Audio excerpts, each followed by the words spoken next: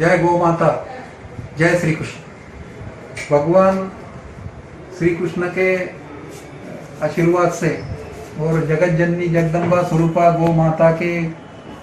परम आशीर्वाद से जलगांव शहर में 2009 में हम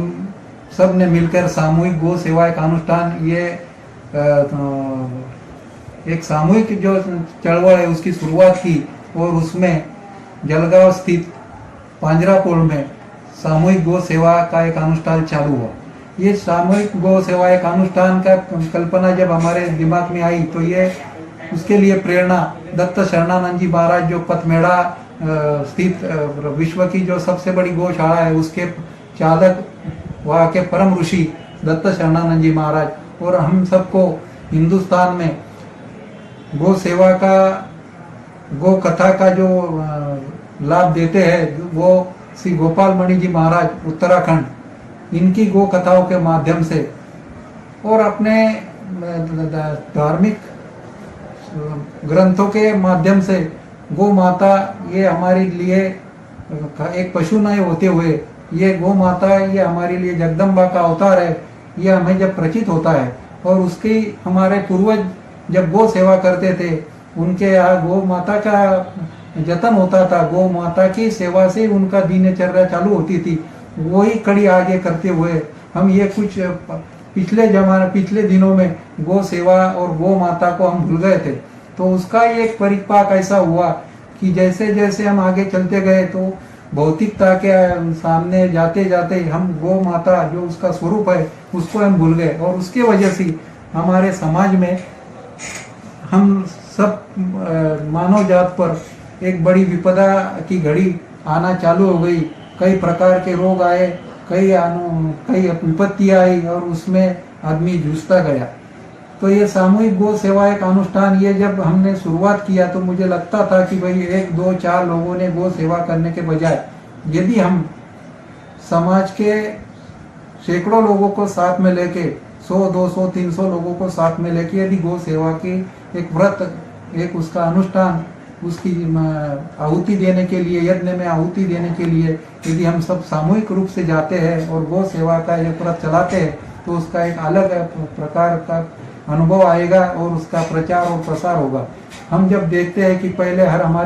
हमारी ये भारत की अर्थव्यवस्था एक कृषि प्रधान अर्थव्यवस्था है। ये कृषि प्रधान अर्थव्यवस्था में गौ माता हर किसान भाई के पास रहती थी और हर घर में गौ माता का दूध मिलता था, गौ माता का पंचगव्य मिलता था। तो हमारा 200, 200, 300 साल पहले का जो हिंदुस्तान था, हमारा जो हिंदुस्तान था उसकी धरती थी वह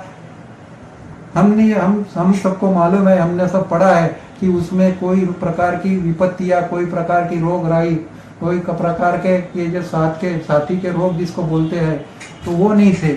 और ये जो अभी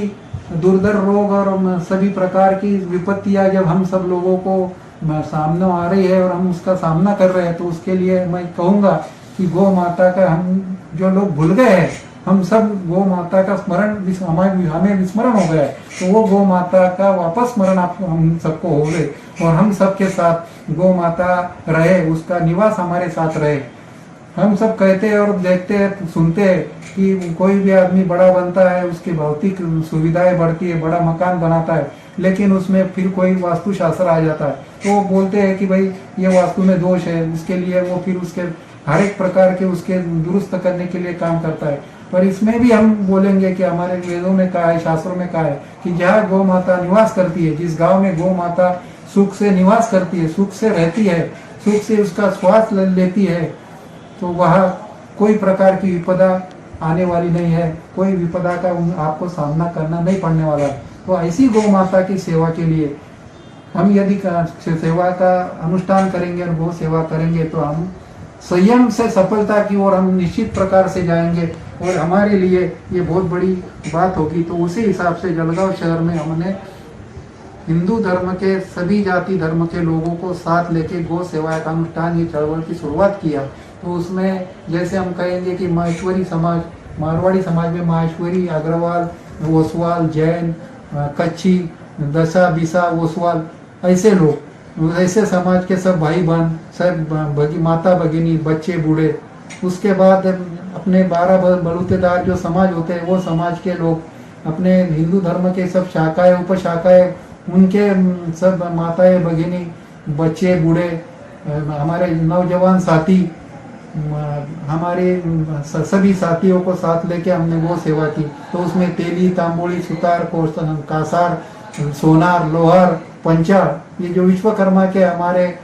जो कष्टकरी समाज है वो सभी समाज के भाई बंधुओं ने मिलकर गो सेवा में हमने आह्वान किया। उसके आह्वान के अनुसार उन्होंने जलगांव स्थित गौशाला में आके गो सेवा की। यह करते हुए मुझे लगता था कि ये जो गो सेवा सामूहिक गो सेवा का अनुष्ठान का जो चक्र है ये चक्र पूर्ण जब होगा कि जब इसमें हिंदू मुस्लिम सिख ईसाई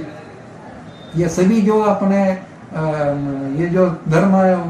सब धर्म जो ये पृथ्वी पर आज अस्तित्व में है ये सभी धर्मों के लोग जब आएंगे और गो सेवा करेंगे तो ये बहुत बड़ी उपलब्धि हमारे लिए होगी और उसका आशीर्वाद होगा।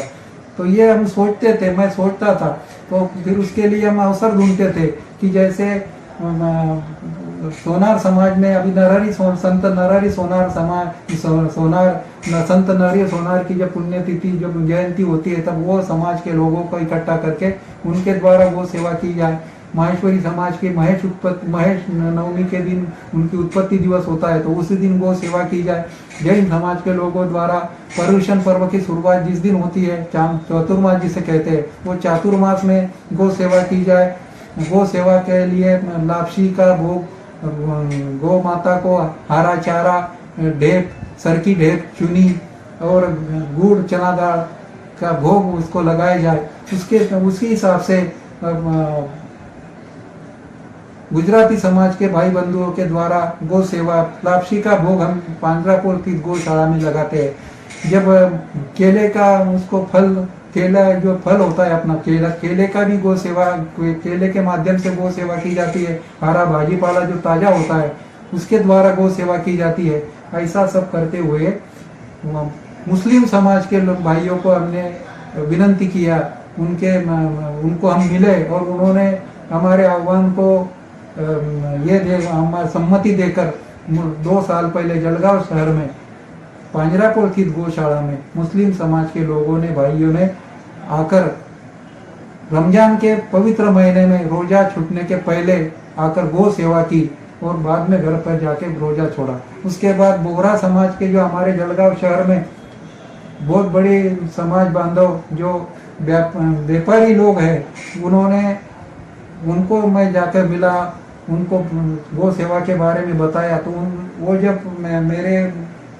आह्वान के अनुसार वो तैयार हुए और उन्होंने फिर मुझे बोला कि यस हम काबरा साहब हम गो सेवा करेंगे। और बोहरा समाज के पूरा बोहरा समाज के भाई बंधु उनके बच्चे बूढ़े और माता भगिनी उनके साथ आकर उन्होंने गो सेवा की और बाद में घर पे जाके नमाज के बाद गो सेवा की और घर पे जाके रोजा छोड़ा। तो ये भी बहुत बड़ी उपलब्धि हिंदुस्तान में जलगांव शहर में हम सबको देखने को मिली। उसके बाद ये सब करते हुए हमारा ईसाई समाज जो है क्रिश्चियन समाज ये समाज के लोग भी आवे और गो सेवा करे ऐसा मुझे हरदम लगता था। और ये सब समाज के लोग आएंगे तो ये कड़ी अपनी पूरी होंगी ऐसे मुझे लगता था। मैं जलगांव स्थित ईसाई बंधुओं से मिलने के लिए उनके चर्च में गया। जलगांव में मेरे हिसाब से 3 चर्च है, वह चर्च में जाके मैंने उनके फादर उनको मैं मिला, उनको गो सेवा के बारे में जब बताया तो वो मेरे बात करने के बाद और मैंने सब ये गो सेवा का महत्व जब बताया इसके बाद मेरे बात से कन्विंस होकर 2 साल पहले जलगांव नाताल के पर्व पर सेंट आलाइन चर्च के सिख फादर श्री जगदीश वड़गी और उनके सब अनुयायी 400-500 लोग उन्होंने आकर जलगांव स्थित पांजरापुर गौशाला में आकर गो माता के लिए और अपने पृथ्वी के लिए उन्होंने प्रार्थना की और गो सेवा किया और वो गो सेवा कर अपना योगदान सामूहिक गो सेवा एक अनुष्ठान में दिया। तो ये हिंदुस्तान में एक अनोखी घटना जलगांव शहर में हुई कि जहाँ मुस्लिम बोहरा क्रिश्चियन सभी धर्म के लोग आए और उन्होंने गो सेवा की। मुझे नहीं लगता कि हिंदुस्तान में जलगांव के अलावा ऐसा कभी का कुछ हुआ है और हमने कभी ना सुना है। लेकिन जलगांव के सब लोगों ने जलगांव के सभी जनता ने देखा है न्यूज़पेपर में वो बाद में उसकी बात समाचार भी आए, तो वो समाचार के माध्यम से लोगों ने जाना और मुझे बहुत खुशी हुई कि मेरे आह्वान के अनुसार सभी जाति धर्म के भाइयों बहनों ने, माता भगिनियों ने, बच्चों ने, बूढ़ों ने आकर गौ सेवा की और उसके बाद लगातार आज सब लोग गौ सेवा में जुड़े हैं, गौ सेवा कर रहे हैं। मेरा मानना है कि वो पांजरापोल स्थित गौशाला में एक बार अपन ने मेन प्रवेश द्वार पर कदम रखकर आकर गौ सेवा कर दिया तो बाद में हर एक आदमी को वो एक शक्ति है, वो एक मैग्नेट है, वो मैग्नेट के वजह से उनको वो गौ सेवा के लिए आना ही है और गौ सेवा उनको करना है। बाद में मुझे आह्वान करने की जरूरत नहीं है, वो आह्वान न करते हुए देखिए बाद वो सभी जाति धर्म के लोग आए और उन्होंने गौ सेवा किया और आज लगातार हजारों संख्या में लोग आकर गौ सेवा कर रहे हैं।